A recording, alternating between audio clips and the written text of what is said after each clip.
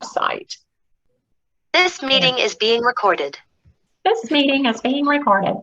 So I am going to try to put this up because I'm going to do it a little bit differently than I have in the past. But what I would like to do first is talk about a new style thing. And the funny thing about this particular assignment that we have coming up is that there's not a required number of style elements. Although if you write poorly and you don't use good style, then you'll lose points. And it'll just be depending on how I feel about your style. Which is much harder than checking something off on a checklist, right? This is the time that everybody has been waiting for, being freed from the horrible shackles of the style elements. Not as much fun as you think it sounds. Okay, but we are going to go ahead and learn a new style technique, and it really is just a bunch of other style techniques that you've already learned to put together. Okay, and this is the infamous Teeter Totter. So let's look at this together, and it's on page, oops, hold on a minute.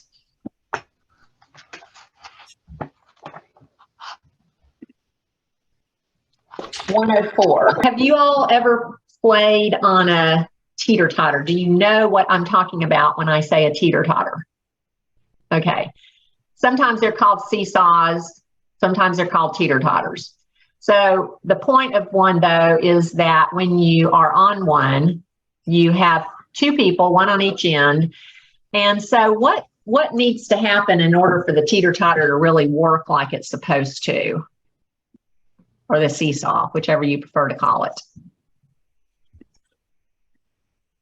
Aiden, what needs to happen? There has to be, well, when I'm on it, there has to be two people balancing each other out. Okay, exactly. So if you've got a really heavy person on one end and a really light person on the other end, it doesn't work as well, right? Right. So the point is to be able to go smoothly up and down.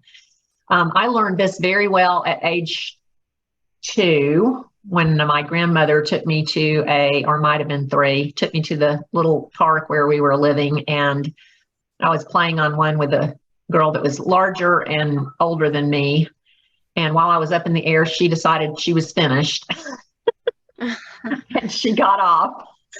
And bam, when she got off, the thing fell, of course, and I whacked my mouth on the bars and knocked my 2 front teeth out.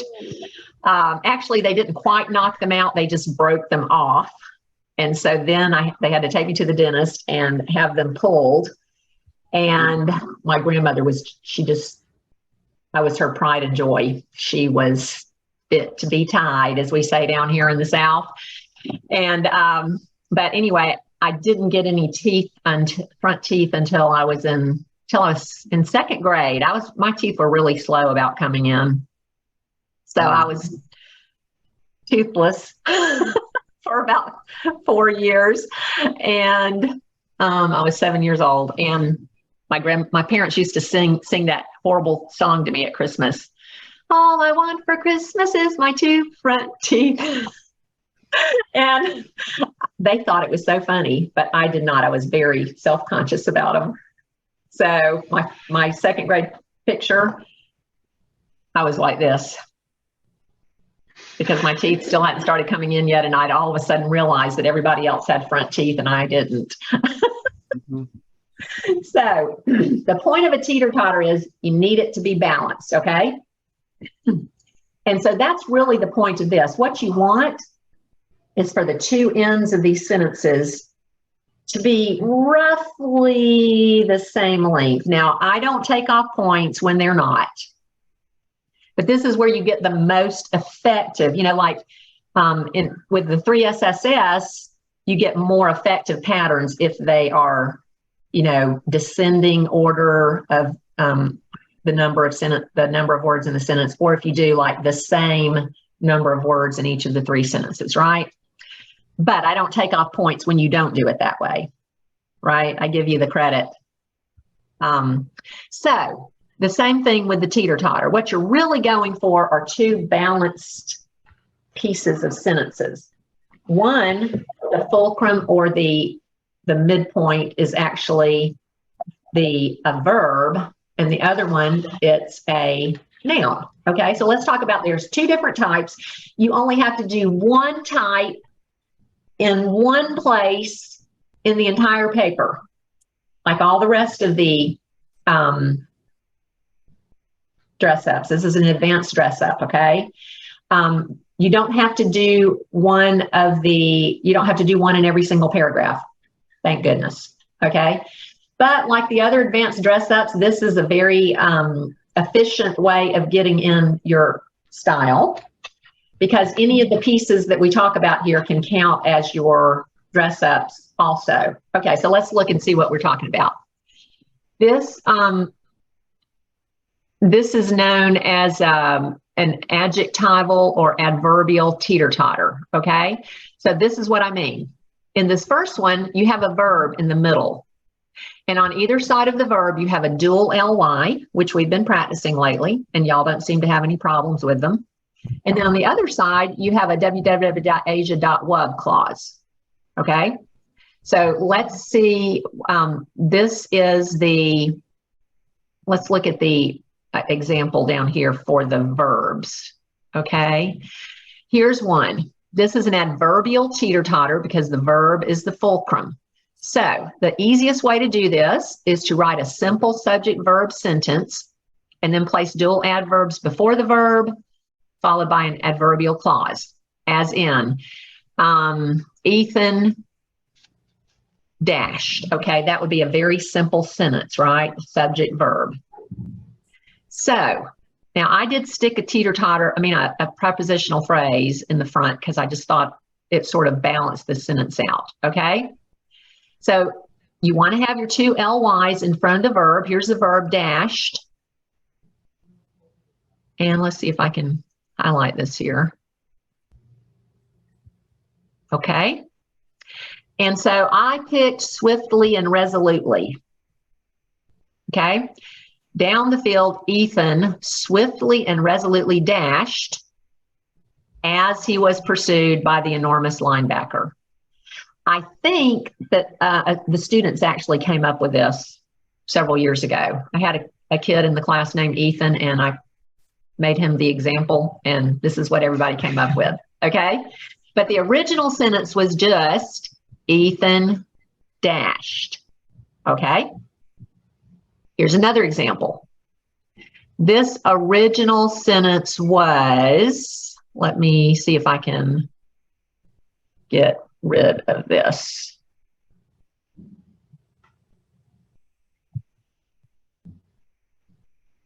Lee's army battled. So the subject of this sentence is army. The predicate is battled. Okay. Now we want to make this into a teeter-totter.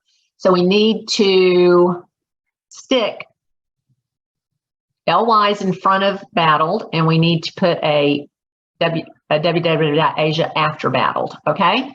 So let's see, let's go back and see what we have. Okay, Lee's army battled, although the fight seemed hopeless. And then we want to put our LYs in. Lee's army furiously and tenaciously battled, although the fight seemed hopeless. Okay? And there's our fulcrum right there. Battled.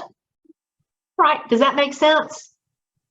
We may try one here in just a minute on our own. Okay, now in the adjectival teeter-totter, of course, adjectives modify nouns, right? And so the middle of the sentence is a noun. Okay, notice that, I mean, they may not be exactly the same length on either side of the fulcrum, but they're reasonably balanced, wouldn't you say? Okay, so this was another student example that we did in class a few years ago, maybe 2 years ago, I think, maybe. Okay, so a Steinway actually is a piano, in case some of you haven't heard of that before. Okay, and we had a girl in the class who actually was a pianist, and she was chosen to play the solo along with the orchestra, which was a big deal. And it was a brand new, shiny white Steinway. That was a big deal when the college got that. So, okay. So here we have Steinway. I could have just as easily put piano here. Okay. Or I could have put the shiny Steinway piano, and Steinway would become an adjective actually there. Okay. But we chose Steinway as the noun. And so let's see. I'm going to get rid of the which, and I'm going to get rid of the adjectives. And so the original sentence that we started out with was Tylee played the Steinway. Okay. And so then we want to figure out how we can describe the Steinway. And what we came up with, because Tylee told us,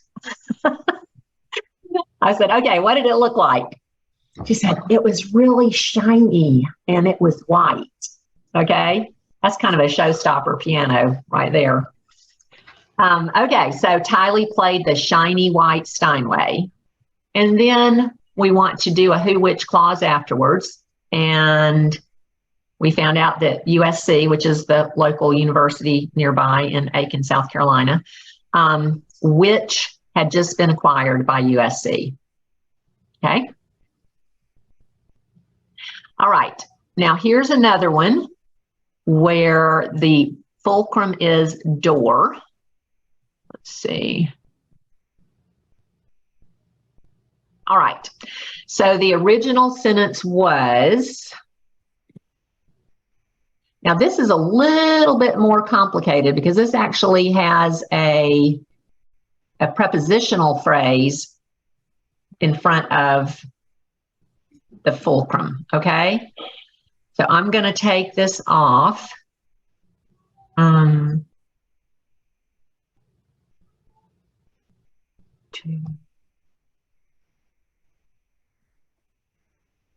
this, we need to make the who, which a little bit more complex just to balance it out if we can. Okay. Luther nailed his 95 Theses to the door. All right, we're going to use door as the fulcrum there. That's our noun. So we want to describe the door, which served as the public forum of Wittenberg. Okay. Now we want to use some adjectives to describe door. So Luther nailed his 95 Theses to the weathered church door, which served as the public forum of Wittenberg. All right, now let's try this ourselves. I'm going to open up a new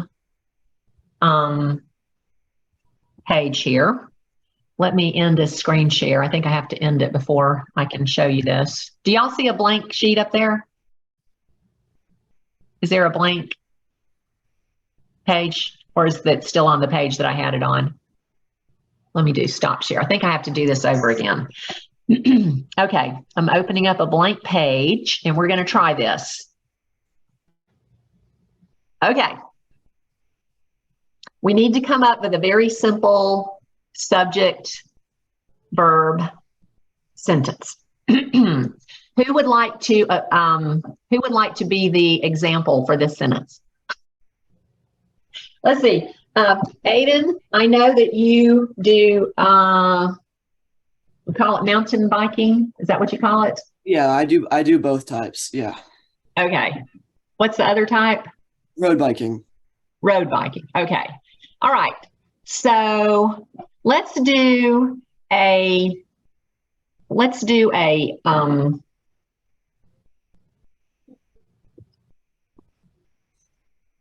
really simple one, okay? We're going to do an adverbial one first, okay? So let's do Aiden pedaled.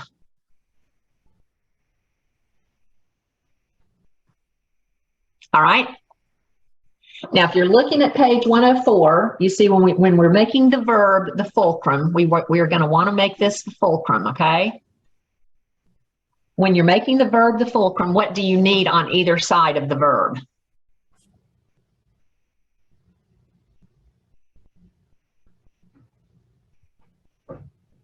It's right there at the top of the page on 104. On one side of the verb, you need what? Just what part of speech do you need? Okay, Aiden, can you tell me? Yeah, you either need dual LYs or is it dual adjectives? No, it's dual LYs because we're doing the verb one, okay? Yeah, all right. Yeah, and that's the adverbial teeter-totter. So we need two adverbs that describe this verb, okay? Now, for some reason, my program has frozen up and it's saying word not responding. Okay, hold on just a minute. Da, da, da, da, da, da, da. Okay, there we go. Okay, so I'm going to write it a little bit smaller. So Aiden, tell me two LYs that might describe how maybe I should turn this sideways. Hold on a minute. Layout. Orientation. I'm going to turn this sideways so we have a little more space to write, okay? Okay. Wow, this thing is not doing very well today. It's not my pen that I'm having trouble with. It's my actual word program. Okay. How should we describe Aiden pedaling? How would you describe yourself pedaling, Aiden, with LYs? Quickly and happily. Ah, okay. Now I'm trying to get my pen to cooperate, okay? Quickly and happily pedaled. Okay, now what do we need? Let's look back at our book there. What do we need when we're using LYs before a verb? What do we need after the verb?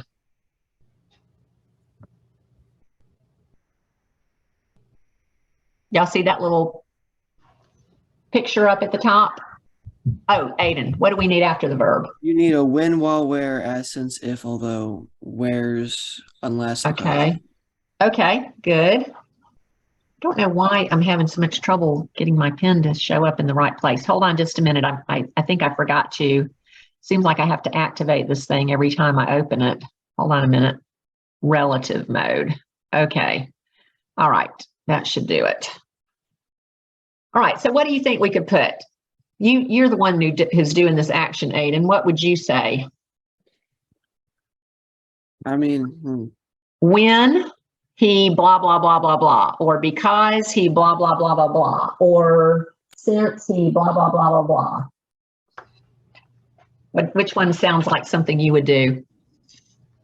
I mean, I would say maybe because he was getting exercise or because he was going somewhere. Okay, because he was finished with writing.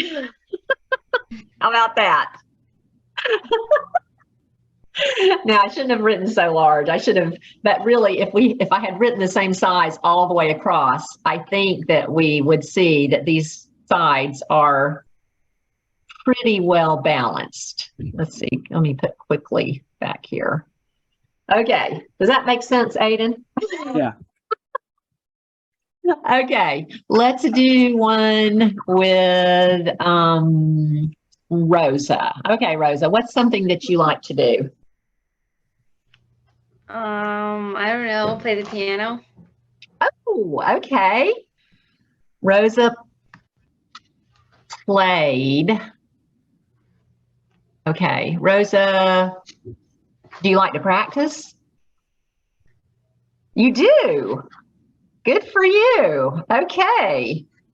Rosa practiced. Okay.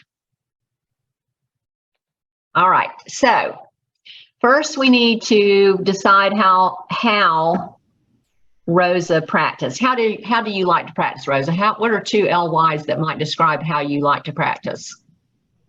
I'm not sure.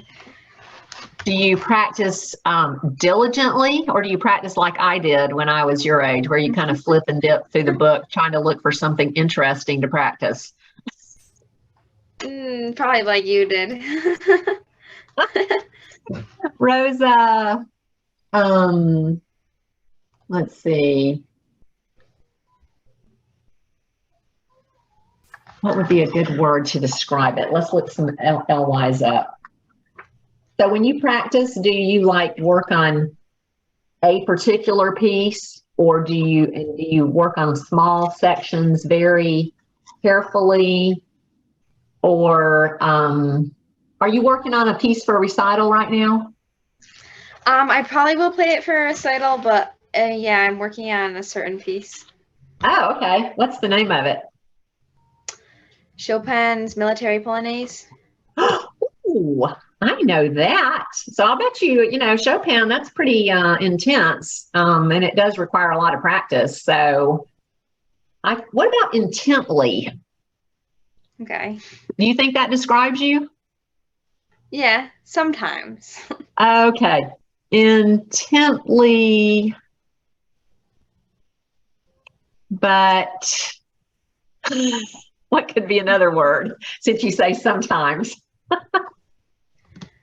Let's see, I'm trying to find the list of all Ys. Yeah, let's see. These are on page 110.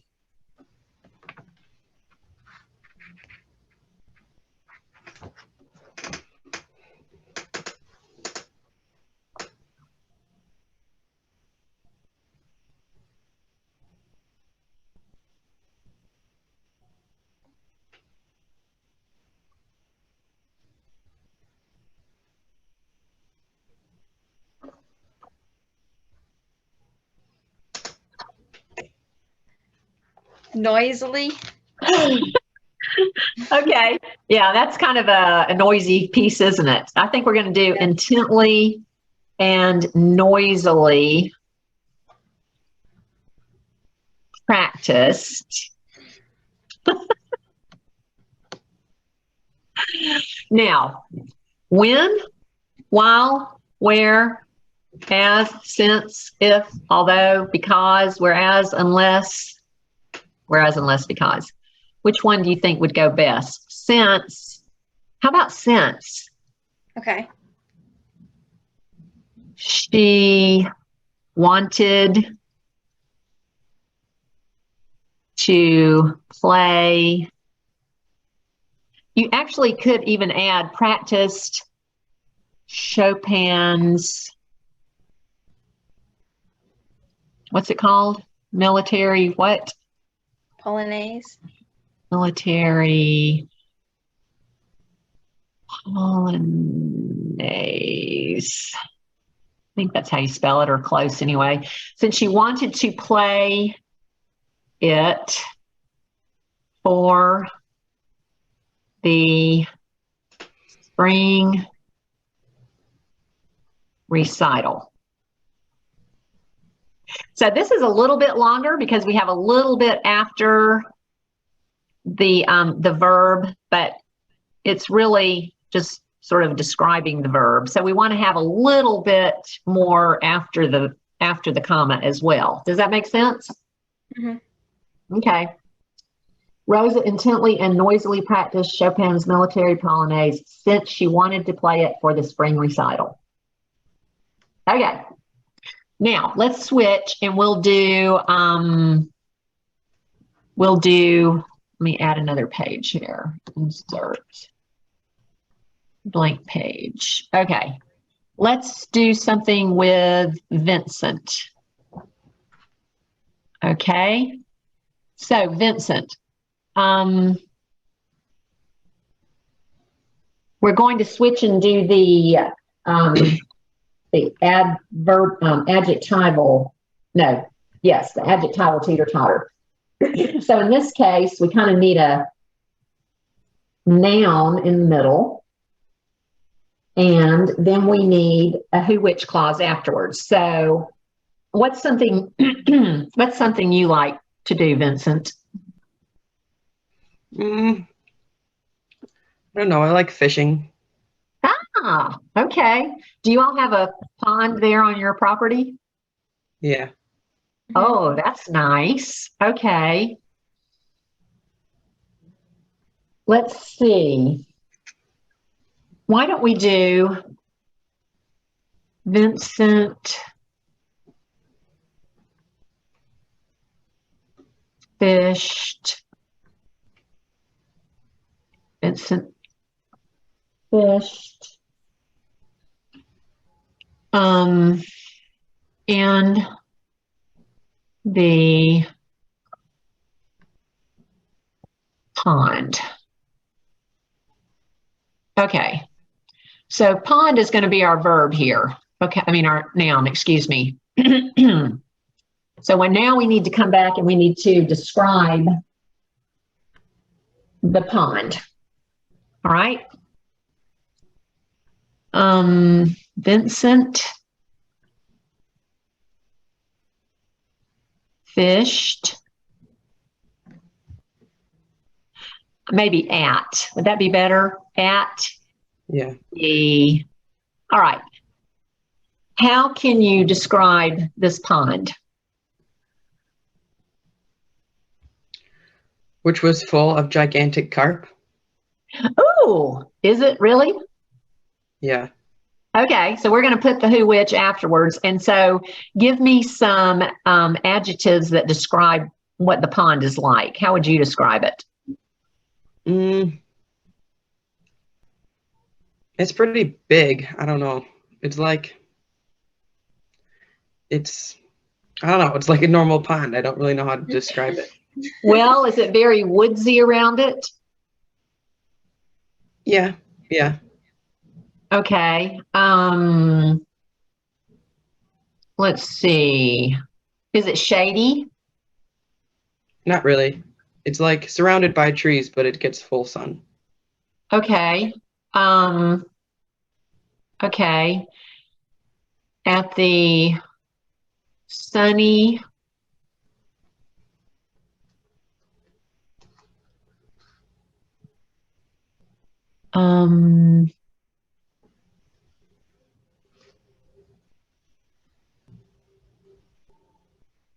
what does the water look like? Is it green? Is it covered with lily pads? Is it kind of brown? It's like dark green. Okay. There's no lily pads or anything on it though. Okay. Is it man-made or is it natural? It's man-made, I'm pretty sure. Okay. Sunny. Come on, y'all, help me with some adjectives here. Everybody can chime in, even though it's about Vincent. It's really clear, our pond. Oh, sunny, clear pond, which was full of, how did you describe the carp? Gigantic or enormous. Really? So do you all fish and then cook it? Gigantic. Well, you can't really eat carp. You can't? No. No, you But just and fish we just for moved fun? in. We just Huh? moved in, so we haven't really fished that much in it. Oh, okay. So you can't eat carp? Is it just You not could, good? but they're not good fish to eat. Ah, okay. Then you can tell I don't know much about fishing. Okay. All right. So there we go. There's pond. There's our dual adjectives. And there is our who, which. Ta-da! Okay, now Laura Kate, it's your turn.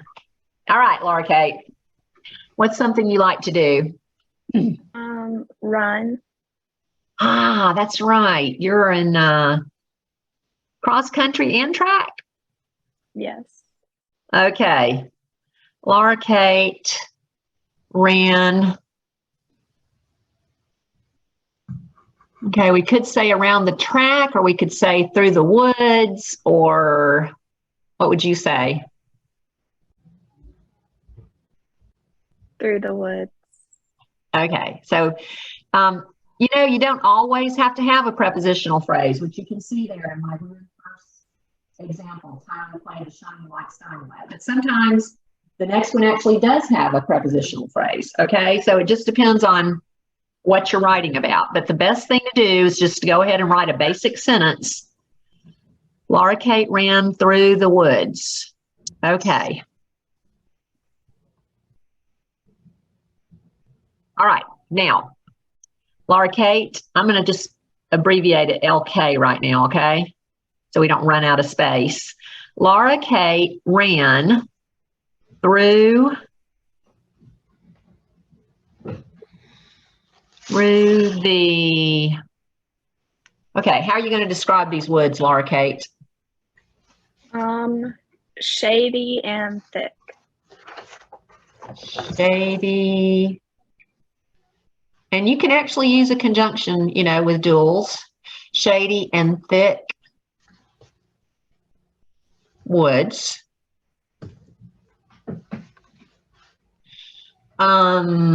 And of course, we're talking about woods here. That's what our who, which clause is going to define. So of course, we're going to need to use a which. You use who for people, you use which for everything else. Which, what would you say?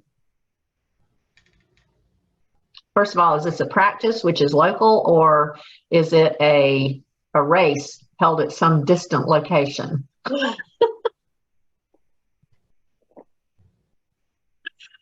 Do you practice that? Blanchard. Yeah. I've heard all about that. Okay. Which covered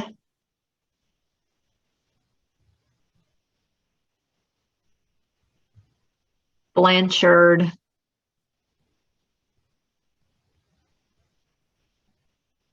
which covered the grounds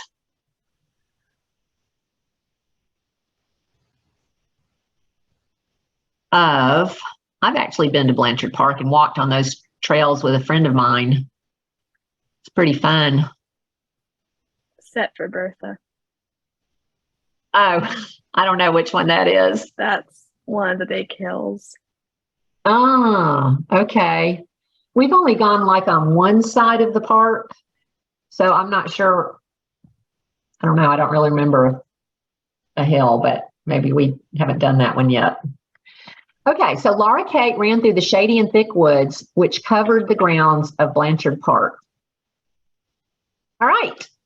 So for both of these types, the easiest way to do it is to start out with a very basic sentence and then decide, which of these works for that particular sentence.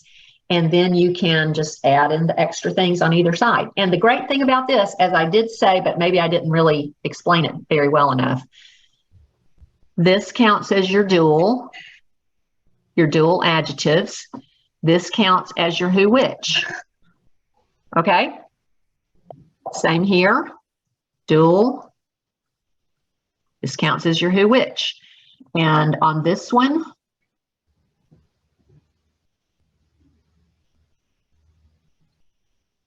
what can you mark in this one?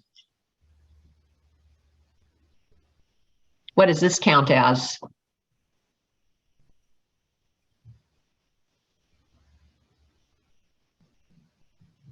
Yes, Laura Kate, sorry, I didn't see your hand up.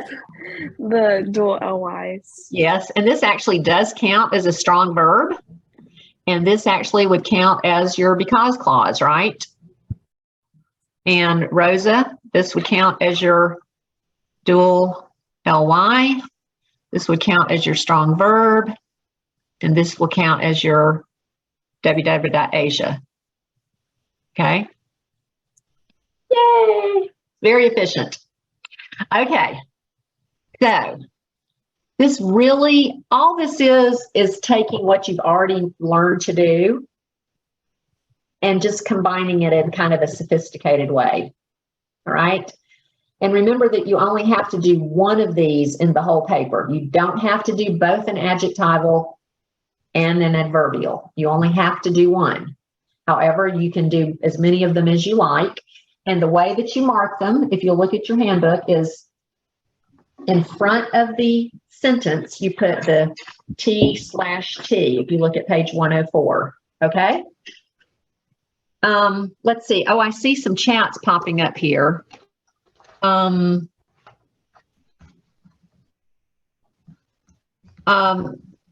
Nate and Mark, I don't know who made the comment, but www.asias do get commas sometimes.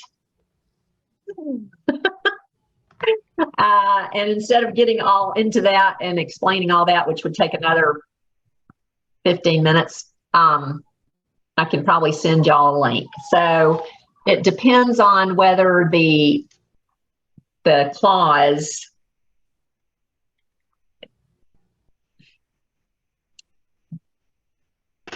is necessary to explain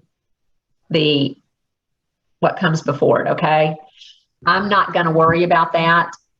I depend a lot more on my ear about the commas than I do about thinking about the rule, okay?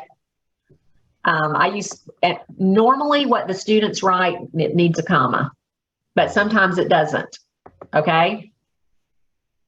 It's like if you could put whatever it is in that clause in parentheses, which I don't ever want anybody to do. But if you could put it in parentheses, then it needs a comma. If you couldn't put it in parentheses, it doesn't need a comma. Okay? If it's sort of an aside to explain the sentence, then you need a comma. Don't worry about it because I don't take off points for that. Okay? We can talk about that later. All right. Good question. For some reason, usually when I get, usually when somebody chats me, the chat pops up, but for some reason this is not happening on here. So I don't know why that is. Okay. Let's see. I don't know why the chat isn't showing up. Let me see if there's a way that I can make it just pop up.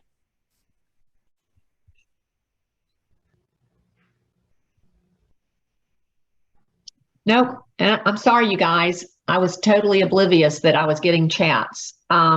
Everybody type a chat for me. Just say hi. I just want to see what happens.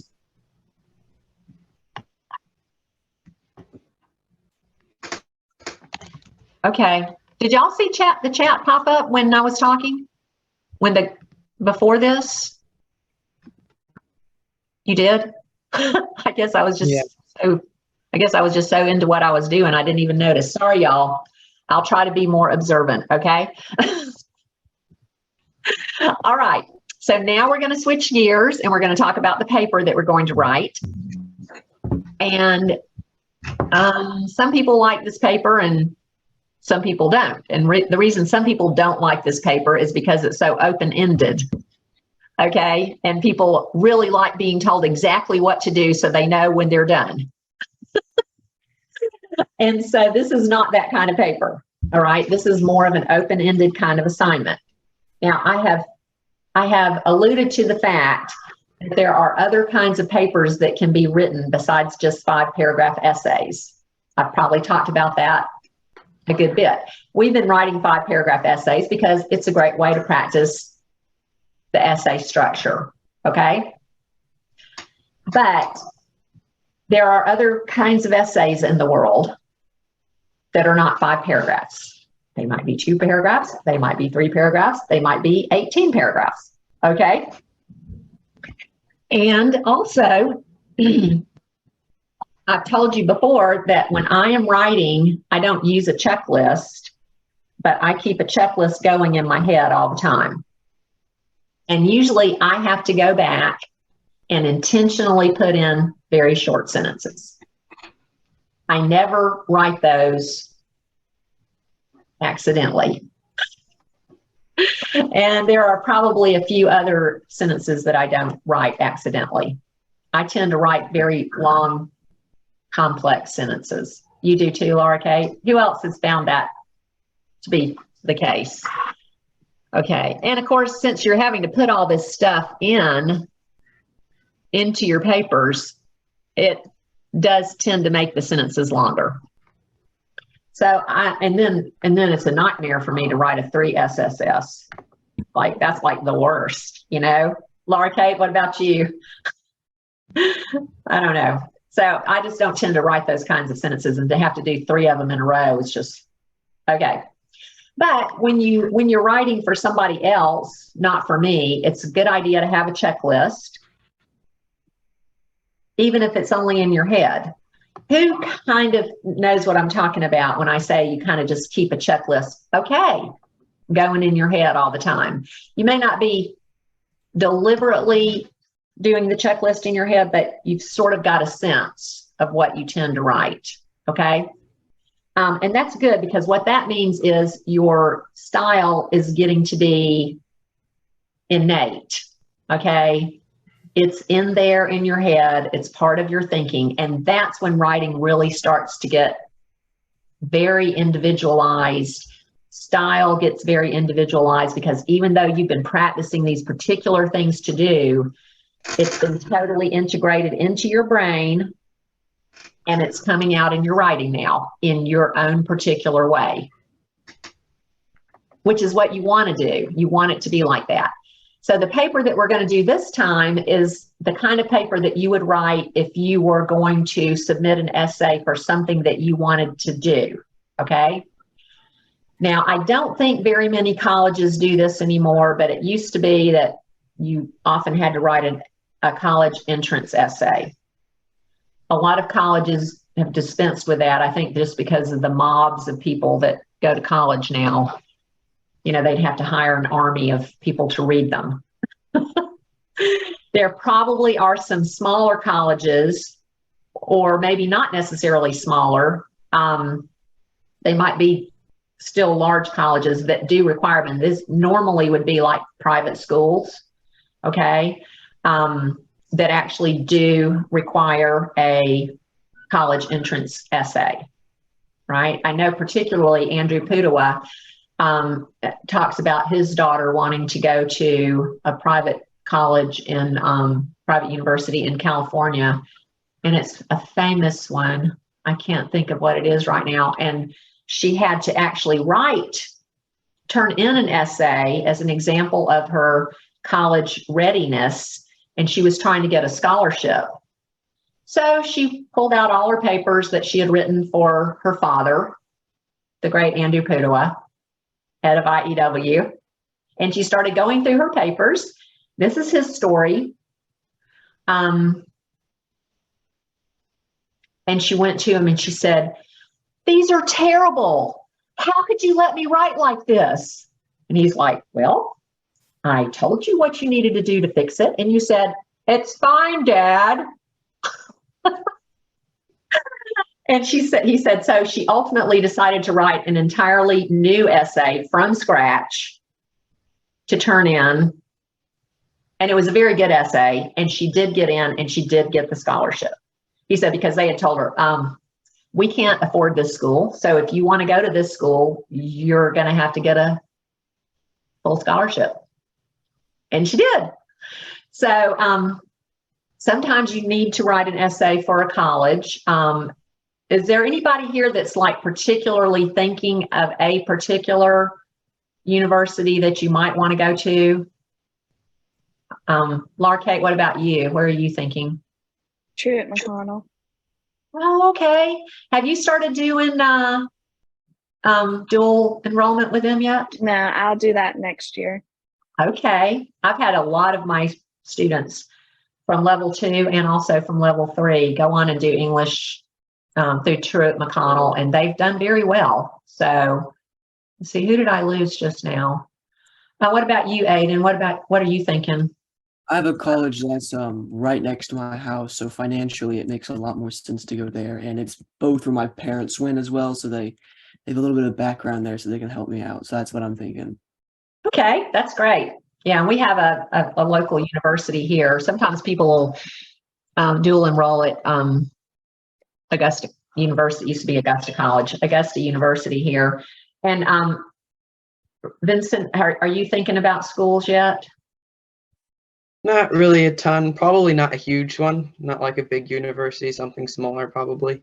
Well, you'll be a lot more likely to be required to write an essay for a small one than you are for a large one, you know. And Mark and Nate, I can't see y'all, but are either of y'all thinking about anything? Now, I'm not assuming that everybody is going to college. There are plenty of other ways to be prepared for a career, okay? So I'm not just making the assumption that everybody's going, but sooner or later, you may have to write something. Sometimes you might go to be a counselor at a summer camp. Has anybody ever looked into something like that? That is often the place where you will run into a requirement for writing an essay. Did you have to do that, Laura Kate? Yeah. Okay. Scholarships, counselor positions at summer camp. One time I was going to, when I was first out of nursing school, I was working in the emergency room, and it was a terrible schedule. And I was working evenings and every other weekend, and my husband was working days on his job, Monday through Friday. So we were just like ships passing in the night, and I was so miserable, and I wanted to get out of that job. And so a friend of mine who was a doctor that had started his own practice wanted me to come to work for him. And it was a brand new startup practice, and it was about 30 minutes away from us, and in Thompson, Georgia, Laura Kate. And he wanted me to write an essay about why I wanted to come to work for him. He was a Christian doctor, and he was doing this as a ministry. And so I said, okay. And so I sat down to write it.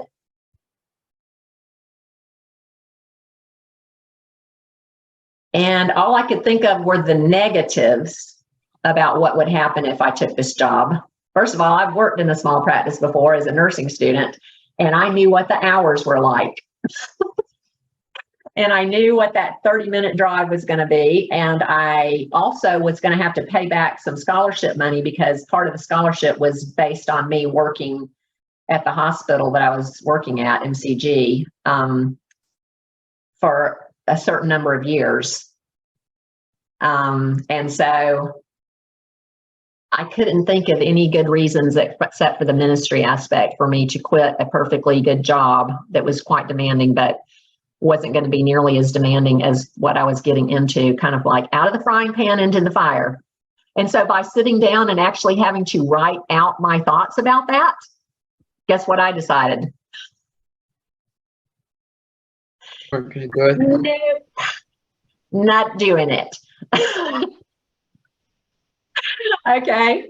And so you may be asked to do that sometime, and you may find out something about yourself while you're actually doing it.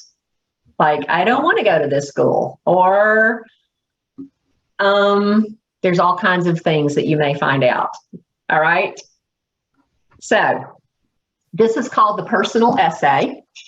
And let's see, I see another chat that came up, which I totally missed. You know what? I'm going to leave this chat box open here. Okay. Not sure. Not really sure yet. Okay. That's fine.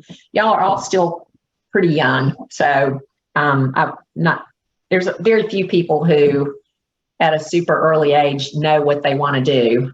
So don't let the pressure of having to commit yourself to something make you say things that you don't really want to do. Okay. What were you raising your hand about, Aiden? I was going to explain a story, but it's not really relevant anymore. Oh, well, I'd like to hear that. Oh, okay. With the college thing, a friend of mine, he's 17 and he's his first 4 years of college done. He worked all through summer and he's done with his first 4 years. It's crazy. That is inspiring. Yeah. Do hard things. Yeah. He must have something he really, really wants to do. Yeah. What does he want to do? Do you know? Can't remember. I can't remember right now, but I know his sister was doing it. And he was like, I'm going to join in the ride. So they kind of did it together, which was really crazy. That is amazing. Wow. Thank you for sharing that. That's great. Okay, so let's look at writing a personal essay. So when we write a personal essay, we're going to write about ourselves. All this time, I've told you, do not write about yourself. Now I'm going to tell you, you must now write about yourself. And oftentimes people have a hard time with this because they tend to want to get all abstract on me. Okay. So one time a girl wrote about a summer camp that she went to, and there was very little about herself. It ended up being an essay about the summer camp. Okay. And so what you would want to do if you were writing about a summer camp would be the effect that the summer camp had on you. Okay. And so this is an essay about yourself. Look at page 68. So as we were just talking about, applications for college, scholarships, and some jobs often require a personal essay. So we're on page 68. And unlike the other essays we have written, a personal essay is one in which you will discuss something significant about yourself, such as beliefs, accomplishments, experiences, or goals. Therefore, it is permissible and even necessary to use the words I, me, my. You may not use the word you, because this is about you, okay? You also can't use the word, you're not going to talk about yourself as a giant conglomerate of something. So you're not going to be talking about we or us, all right? So you will need to have a structure in mind, but this is not necessarily a standard 5-paragraph essay, although you may write a standard 5-paragraph essay if you feel like it's the best for your subject, okay? The length and the structure will be determined by the subject and the requirements set by the college or the organization for which you are writing. All right, now, colleges and universities consider the personal essay a very important part of the application. So, for instance, some colleges, all right, that college that I was telling you about that Andrew Puda's daughter wanted to go to, any college that asks you to submit writing, you can bet they're looking at it carefully, okay? Also, it's important to follow any guidelines. Now, y'all are all very good about following directions. So I know you're not going to have any trouble with that. There's always some kid in the crowd here at our local university, our local homeschool group, that we do it a certain way, and there's usually a mob of kids graduating, 30, 40, 50. And so the kids are all given the opportunity to speak, and they're told to keep their speech to, can't remember if it's 1 minute or 2 minutes. But there's always somebody in the group that feels like what they have to say is so important that they don't have to follow the directions. Okay? So they get up there and they go on for like 5 minutes. That might not sound very long, but when you've got 40 people doing a speech, it's long. And that just shows a certain lack of concern for other people. And it also shows some arrogance as well, where you don't think that the rules apply to you, okay? So it's really important when directions are given that you do your best to follow them. And if you don't understand, then you need to ask for some more information, okay? Also, since you have no idea of who will actually read and assess your essay, and this applies to anything you'd have to write a personal essay for, not just college, it's best to stay away from extremely controversial or politically correct topics because you don't know who's on the other end of that paper. All right? Does that make sense? Okay. So for instance, discussing your participation in a political organization might not be the best way to illustrate a question about your interest. The person who reads your essay may be a passionate member of the opposing party. And although colleges purport to encourage free speech, that isn't necessarily true anymore. Okay? So get into college first, and then you can express yourself fully. All right? Just stay away from stuff like that. Try to choose a topic that will not unnecessarily inflame your reader. All right? You will have plenty of opportunities to express yourself when you get in. Okay? Now, usually there will be a selection of questions to choose from. So which do you think you should choose if there is a selection?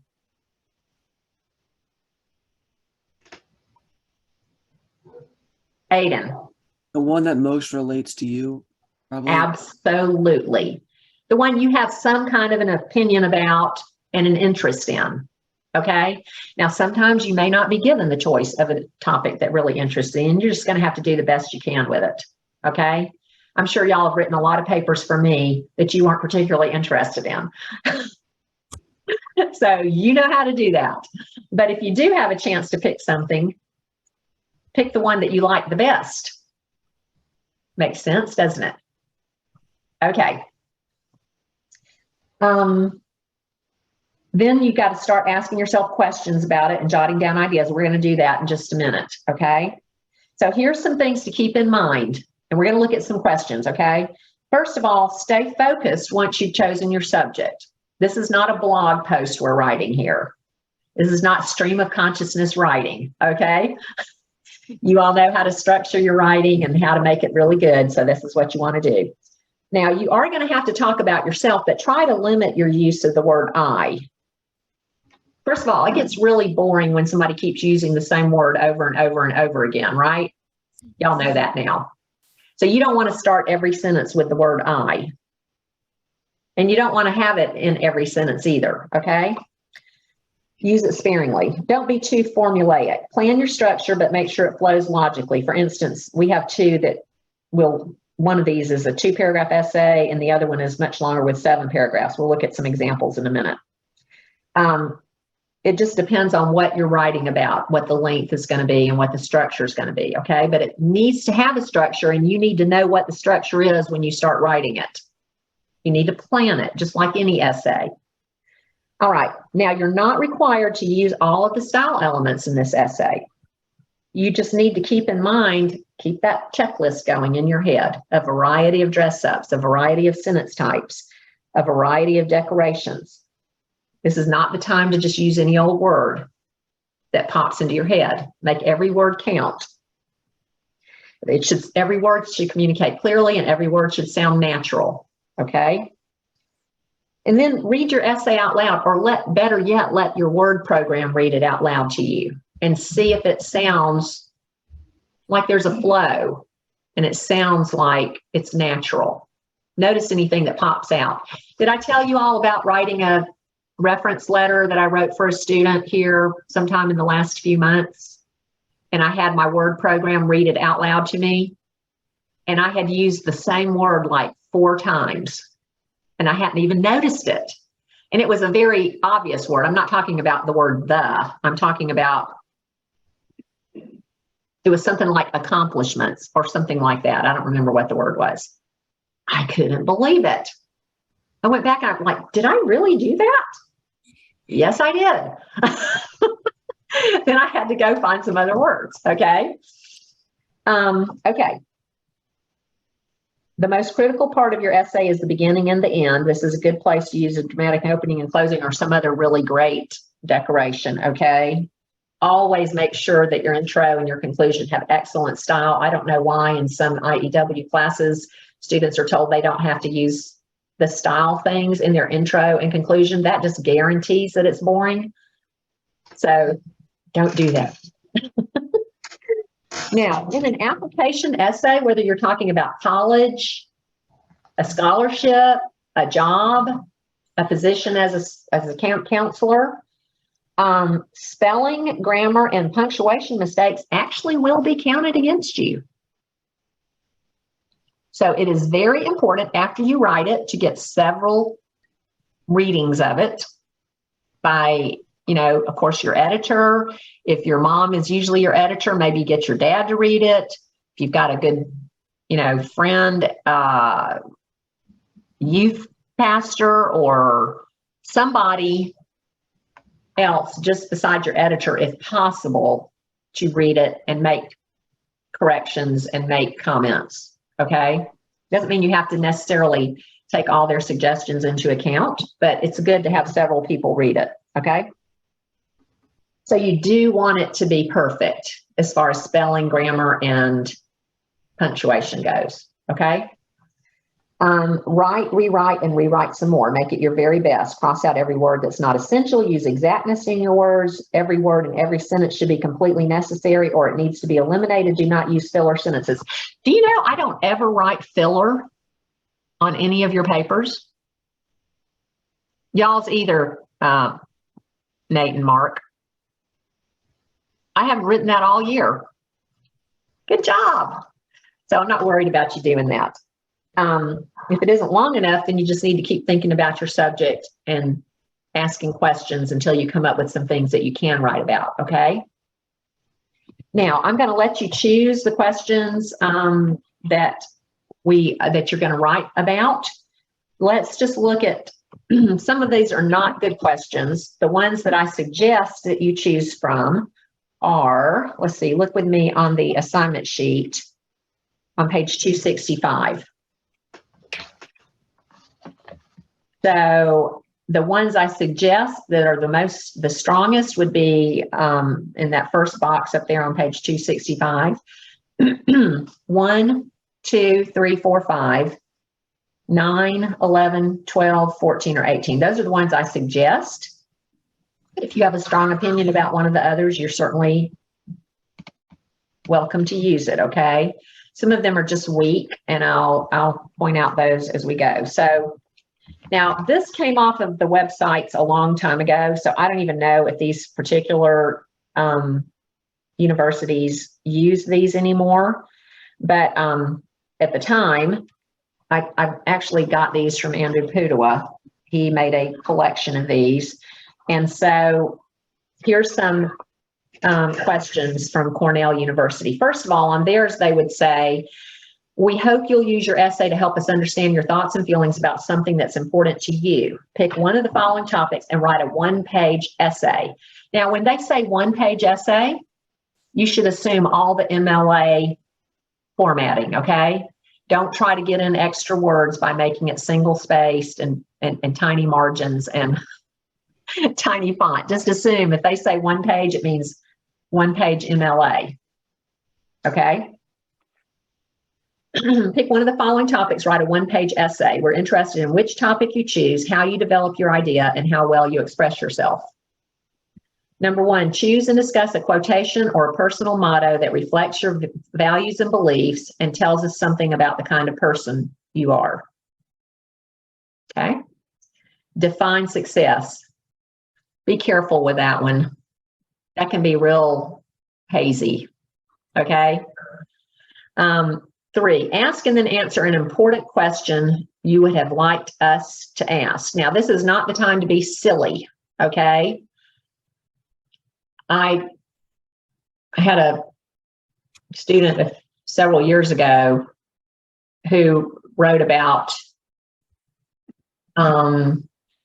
why do you think it's important to go away? She picked her question of why do you think it's important to go away to college instead of doing college locally and staying at home or something like that. And she was only in 9th grade. So I can't really, she didn't have much of a grasp yet of the big things, but it was a silly essay, and it mostly seemed to be focused on her desire to have a fully loaded brand new Jeep. Anyway, this isn't the time to be lightweight and funny, okay? This is serious writing, okay? And then look what they also said after this. This reminds me of Andrew Pudewa's daughter. Please also submit an analytic paper you have written that you think shows your greatest strengths as both a scholar and a writer. Like, for instance, the paper you just wrote, analytic, your character essay. That would be a good kind of paper to do, okay? The paper must include your teacher's comments and grades. Please indicate if it is a revised edition. Okay, now MIT, which is an engineering school, they have a 500-word limit. That would be about 2 paragraphs for you guys. Okay. And if they say 500 words, use the word count and take the word count seriously, okay? Because they mean it. And what that forces you to do is it forces you to revise and revise and revise until you've got it down to the very most essential things, right? Because 500 words is really not very much, okay? Life brings many disappointments as well as satisfactions. Throughout this application, you've had the chance to discuss your successes. We feel that living through painful times and coping with adversity can showcase different sorts of strengths. Could you tell us about a time in your life when you had experienced disappointment or faced difficulty or trying circumstances? How did you react? Okay. We'll learn when we write the ACT essay that you can actually make things up. Do not make things up for a personal essay. Okay, this needs to be real. It needs to be true about you. Okay. This is not, however, one of those tell-all shows where they bring people on and they just let it all hang out about their deep faults as a human being. Okay. So you got to think carefully. On this one, you would have to do either A or B. So pick the one you like. Make up a question relevant to you, state it clearly, and answer it. Feel free to use your imagination, recognizing that those who read it will not mind being entertained. Okay, entertained is one thing, being silly is another. Be careful not to be silly. Okay, I find your writing very entertaining, but none of you are silly in your writing. Okay. Now, here's some that I think are really, I would not choose to do one of these, and I did not put them on the list of great questions, okay? But notice that they say respond to any or all of the following essay questions, 1 page for each question. We will evaluate your essays based on content, organization, clarity, and accuracy of grammar and spelling. Now, there's 3 questions there for Washington State University. They tell you you can write as many or as few as you want. What do you think would be the best strategy if you really wanted to get into this school? Aiden. Answering all 3. Yeah. And what were you going to say, Vincent? Same thing. Okay. I would say at least 2 of them. Okay. If you go, hey, I don't have to do all these, I'm just going to do 1, you're probably not going to get in. Okay. Because they're also looking at work ethic here. But I think 3 is the safest, okay? I don't like, these questions are really not, especially this, they're okay, but you need to be careful because these words mean different things to different people, okay? And also you can look at the questions that an organization gives you and decide whether you think that's a good fit for you or not. That's what happened to me when I was supposed to write an essay for that job. I decided that wasn't a good fit for me, and I decided not to do it, okay? Washington State University strives to promote diversity. As a student, how will you contribute to diversity efforts? Now, that could be a very loaded question depending on what kind of university you are striving for. And there's an example of this in here, which we'll read in a minute. The pass it on principle suggests you get the most for yourself when you learn to share what you receive with others. How do you envision combining your educational experiences and volunteer activities to benefit your community or society at large? How have your previous experiences and activities led to your development as a leader? Well, you know, not everybody does, very intense volunteer activities. But if you did, this would be a good one for you. So, I know some of you probably do some things for your church. You probably do things maybe in a service organization. So it could be a good one. Number 8, describe your educational and professional goals and explain why receiving a scholarship will make a difference. To me, this is just like, what? Why do you think I'm applying for a scholarship? One approach to that one could be sort of the Mike Rowe approach, which is don't get in debt. I would go with that tack before I would go like, we're really poor and I can't go to college if I don't get a scholarship, which sounds kind of, whiny. But if you had the approach of, I really believe strongly in staying out of debt and blah, blah, blah, take that tactic, okay? Don't take the tactic of trying to make people feel sorry for yourself. All right? Okay. Now there's an application, I think this is funny, used by approximately several hundred. Several hundred is approximate. So I don't know if people still use these because I don't know that a lot of colleges are still doing this, like I said, but I like some of these. Look at number 9. Evaluate a significant experience, achievement, risk you have taken, or ethical dilemma you have faced and its impact on you. Ethical dilemma, be sure to be careful and not wade into super controversial territory. Okay?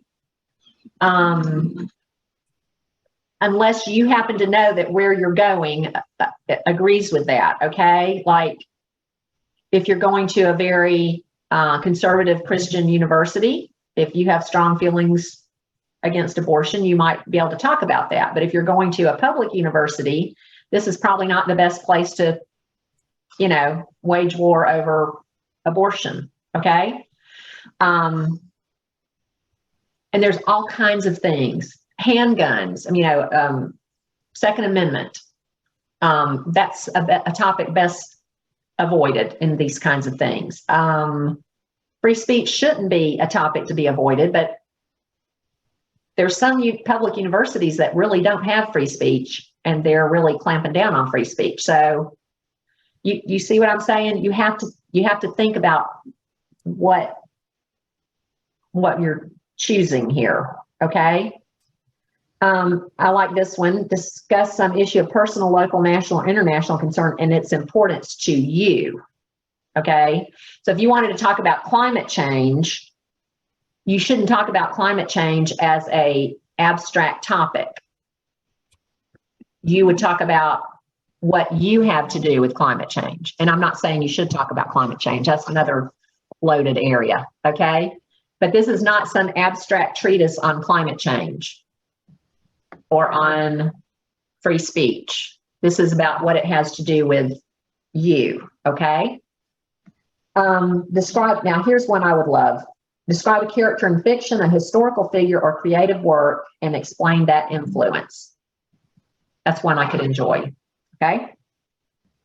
Now, Christendom College and Thomas Aquinas College, I think still actually do have people write these essays because I have 3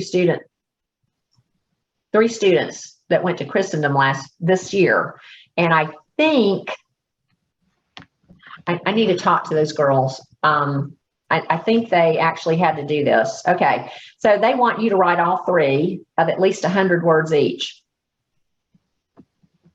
That would be very easy for you all. But I wouldn't just stop at 100. I'd try to make them at least 300. So describe your life within your family. For example, do you have brothers and sisters? What interests do you share with other members of your family? Have you discussed your plans for college with your family? I certainly hope so, if you're planning on doing that, since it's going to affect them. And if so, what do they think? Okay. 14, choose a book you have liked or thought profound and write about some aspect of it, or describe some person or experience who has had a deep impact on your life and explain its value to you. Okay. Christendom College is a Catholic college, although one need not be Catholic to attend. What role do you think the Catholic faith should play in the academic and community life of the college? And if you're not Catholic, please answer from your own religious perspective. Okay, so if you're not Catholic, you better be able to discuss your own religious perspective without making any kind of, negative comments about being Catholic. Or if you're Catholic and you were wanting to go to a Protestant university, the same thing. Okay. So if you're answering, Christendom is a great college. So if you're not Catholic and you want to go to Christendom, then you just discuss what role you think faith plays in your life and what benefit it will be for you to go to Christendom College and vice versa. Okay. So all three of those are very strong questions. Now, if you choose to do one of these questions, you don't have to do all three of them. Just pick one of them. Okay. If you were going to go to this school, you'd have to do all three. Okay. But for this assignment, you only need to pick one question. Does that make sense? Okay. Now, this is the question that I don't even like the way it's stated. This is the one I like the least. Wallace Beacon, a retired professor of performance studies at Northwestern University and a recipient of an honorary doctorate from Emerson in 1975, wrote that the liberal arts or humanities are concerned with the question of what makes life worth living. Now, I don't disagree with that, okay? I just don't like the way this question is put. And that question concerns not simply oneself, but others. The humanities must help us learn who we are. They must help us learn the otherness of others. I mean, that's just, it's just too cute, but doesn't mean you couldn't write about this question. In this light, describe an encounter with someone or something different and other, which reveal to you your sense of self in relation to humanity. That's not bad. It's just smarmy, the way the guy said it, okay? So that's my own particular take on it, all right? I love that word smarmy. I don't get to use it very often. All right. Now, there's some other questions down here. You can, look at number 20. This is a good example of staying away from terribly controversial things. Tell us about an opinion you've had to defend. How has this affected your belief system? All right. If it's a generally accepted opinion that you've had to defend, okay. If it's a very difficult opinion that you've had to defend, well, y'all know, all the big things that everybody fights about here lately, okay? Don't get involved in that, okay? All right. All right, so I hope some things are popping into your head as we're reading this, okay? Now, what you're going to do is you're going to take the compact analysis chart, and before you start actually trying to even make an outline, I want you to fill that out, like past, present, future, personal, local, state, church, international. Just start jotting down all the things you can think of that have to do with your subject, okay? Pros and cons, harms and benefits. So for instance, if I were to do this for if I were doing this for an essay, let me find this actual chart here. I would, if I had been doing this to write down my pros and cons and harms and benefits, reasons I wanted to do this particular job that I told you I decided after trying to write it that I actually didn't want to do, I would make some notes like this. Let me show you. And Aiden, I know you're going to have to go in just a minute, but give me just a chance here to just start with this particular, let's see. And for some reason, I don't have this on the ThinkWave, but I do think I have I think I have it in your handbook. You don't have to actually fill one out, a separate one. You can just write it in your book. Okay. So past, present, and future. I don't know that I really relate to that for this particular topic. Okay. Well, for future. Okay. Now, say I was writing down pros and cons or harms and benefits. I would just thinking through that. So a pro for me taking that job would have been ministry opportunity. Okay. I strongly related to his goal there. Okay. So that would be a positive to me. All right. Negative would be I would have to pay back scholarship money. A negative would be long hours, Monday through Saturday. Another negative would be long, wait a minute, long drive. Oops.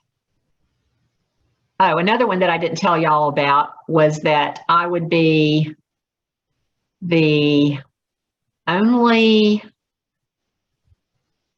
clinical staff because he couldn't afford an assistant and a nurse. Okay.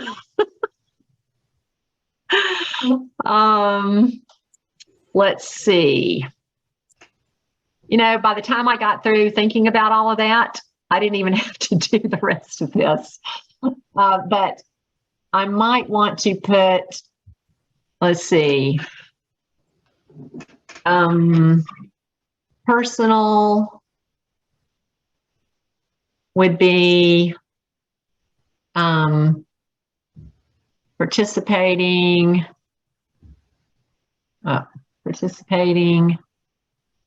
in ministry. That's a personal thing. Okay. And local would have been health care in a small community, which I was very in favor of, instead of people having to drive all the way to Augusta for their health care. Okay, so I would just go through here and just jot down things. Cause and effect. I could put down that, you know, I might have the opportunity to be involved in, you know, actual evangelistic outreach. Process analysis. This is the part that got me. Steps. Get up at 5 o'clock in the morning. Get in the car by 6:30. Drive to Thompson. Be there by 7 o'clock because you can't show up when the office opens. There's lots to be done. Make sure you take your lunch, because I already knew from working in a small practice that I wasn't going to get any lunch. Make sure that, drive home at probably 8 o'clock in the evening, totally whipped, and get up again the next day and do it all over again. Okay, so you can see why I learned that I didn't want to do that. And this is a good thing to do whenever you're trying to make a decision about something, to actually force yourself to write out these kinds of things. You know, sometimes it just only becomes clear when you actually see it written down on a piece of paper, you know? Okay, so use this to define any important terms. That's, you know, anything like that. You could just jot down, maybe ministry, maybe healthcare, maybe I can't think of the other things right now. Give an example. Oh, I could use examples from my previous experience working in a doctor's office. At that time, I was just a nursing assistant. It was me and a nurse. And it was a country doctor, and it was wonderful, but it was exhausting. So I could write down an illustration of that. Okay. So this is just to sort of stir your brain around so that you can actually start figuring out how you want to structure your essay. Then you make out your keyword outline. Okay. Now, Aiden, I know you need to go. So you go on. And do you have a question you'd like to ask Aiden before you go? No, not really. I will say, what would you, are you a college professor? Do I know that right? For you? No, but a really good friend of mine is a college professor. Well, then what would you say you look for in a college essay? Because I mean, I'm getting within 3-4 years, I'll be at that place where I might need to create one. Well, I have actually, let me tell y'all this. That's a very good question because I've actually read a few of these for people. One girl was trying to get into occupational therapy school. And I read one for a scholarship for a guy. And the main thing that jumped out at me was he was whining. I think he thought he was sounding humble, but he actually was whining. And it was about, it was a question about his accomplishments. And he basically convinced me that he didn't have any. Because he was trying to be so humble, Don't whine, don't load it up with questions. You're supposed to be telling people things, not asking them. You can use one question, okay? The girl was trying to get an occupational therapy program, but she had some idea that, that she wanted to work with children and that she was going to hug them and smile at them and make them feel better. And I wrote, this is not what occupational therapy is. You're going to be learning very specific skills that you will actually be able to use to help people. This is not just like being a nursery worker in the church nursery, And so you need to think about why it is that you actually want to do this, because what you're trying to do is a particular thing. And if you talk about these really idealistic things about changing the world with a hug, they're going to say, this girl doesn't have a clue. Okay. So it just depends on what I would like to see is what I would write about myself is I would pick out a personal, a book that has meant a lot to me for once. The Hiding Place, that had a huge impact on me. I don't know if y'all have read that, but it's Corrie ten Boom, and it was about their families rescuing Jews in Holland during World War II. And it really just strengthened my faith by seeing what they went through and how, even though she had a lot of personal flaws, she came out stronger on the other end. Wonderful book. I'd probably write about The Hiding Place, and or I could write about, I have so many favorite books. Do you have any?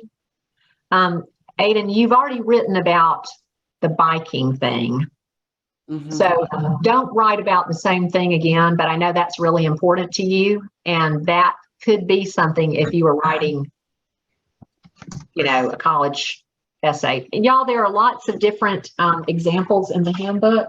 And I'm sorry that we don't have time to go through them, but I want you to read through them. Okay, so they start on page, let's see. Personal essays. Okay, they start on page 194. And I think these are wonderful essays. That's why I picked them to go in the book. The only one that didn't come from one of my students is Conquering the Golden Toad, which is on page 199.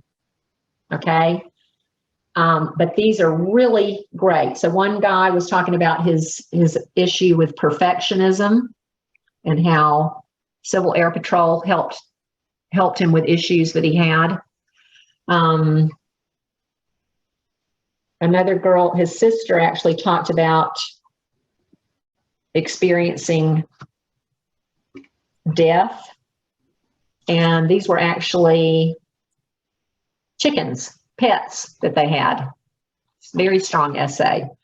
Carly on page 196 talks about her way of approaching learning and how she's learned. And Ben talked about becoming an older cousin. Fantastic. It's about adoption. Another girl talked about how music, actually her experience with music and particularly Allstate, changed her life. So did you have any particular affinity to any of those questions, Aiden, when we were talking about them? So the one that I had the kind of the biggest affinity towards would have been, what was it? It was it was like adversity, and you had to deal with something kind of challenging. And last year, 2 of my great grandparents died, and it wasn't the toughest for me, but it was pretty tough because my dad was super close with them. And at their funeral, it was really tough. I don't really see my dad cry. So it was pretty hard on the kind of the whole family to see that. So I kind of thought that might be a good way to, flush some. And do you think that you grew in some way through that experience? Yeah. Okay, that would be good, because what you want to show is, going through the adversity and the effect that it had on you, which is basically what Carolina did when she was writing about. It sounds silly, but it's not a silly essay. Her chickens dying. You've just got to read it. It sounds ridiculous, but it isn't. Okay, that's good, Aiden. And just do some thinking. Go through that chart and just jot down every little memory you can about it. Yeah. And try. So yours could end up being like, a paragraph that explains about those family relationships. Mm-hmm. A paragraph that talks about the actual deaths and what went on there, and maybe the funeral. And then a paragraph that talks about how you grew as a person through that universal experience. Really, everyone goes through it sooner or later, of death of an important person in your life, acknowledging the fact that everyone goes through this, and yet it's such a personal thing when you go through it. That's something that's been really striking me lately, as my parents are getting very old. It's like, how do people go through this? Yeah. I don't know. Everybody does. Everybody does. They go through it sooner or later, and they all seem to live through it, which is hard for me to fathom right now, Yeah.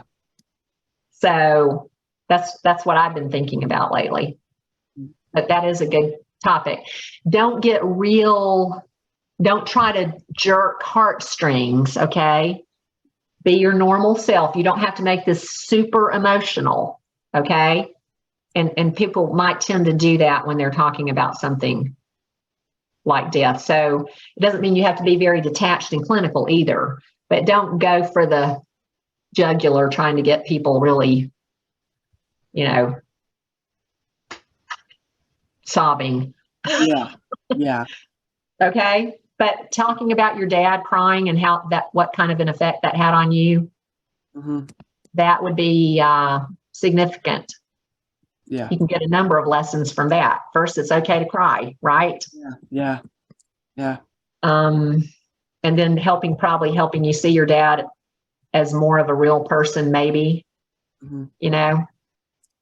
So, okay, good. Any other questions about that before I let you go? I know you've got another class. Yeah, I actually got to run right now. So. Okay. Well, let me know if you have any other questions, okay? Definitely will. Thank you. All right. Bye. Okay, you guys, the rest of you, do you have any particular questions you'd like to ask Laura Kate? Can we do more than one question? Well, you can, but I want one to be completely finished before you start on the other one, okay? Okay. Why? Which ones are you thinking of? You don't have to tell me right now. I thought maybe you just had an idea. No, it's kind of hard for me because I know what college I want to go to, but I don't know what after that. Do they So- run? They don't. I don't think Truett McConnell. I don't think Truett McConnell requires an essay, but I'm not sure about that. So you might go look on their website and try to find out. Okay. Okay. And if they do, then you could do one of those questions. Okay. Okay. Mostly universities don't require this anymore, but you're more likely with a small private university. Although I don't think Christendom is small. I'm not sure. I need to talk to those girls. This is their first year. So, 2 sisters and a cousin. They all went together. So, okay. Any other questions? What about you, Rosa, Vincent, and Mark and Nate? Any questions you have right now? No. Okay. Mark and Nate, do you have any? Oh, it says 2 new messages. Why is it not showing up? Never mind. Not right now. Okay, I see that. Yes, there are personal examples in the book. Y'all read through all of those. They're very inspiring. That's why I picked them. And the funny thing about Ben is, Ben Brucker, he was not crazy about writing, but boy, he really got into the topic of how becoming a big cousin changed his life. It was so, I just loved it. So it had to go in the book. He is really into being the big cousin. So he was the youngest kid in his family. And so he hadn't been older than anybody else. And he just took to it like a duck to water. It'll just endear him to you. So, okay. All right. Well, if you don't have any questions right now and you come up with some later, of course, let me know. All right. And I know y'all can do a good job with this, and I'm just looking forward to reading your thoughts. Okay. Remember, don't be abstract. Talk about yourself. Okay. Yes, Rosa.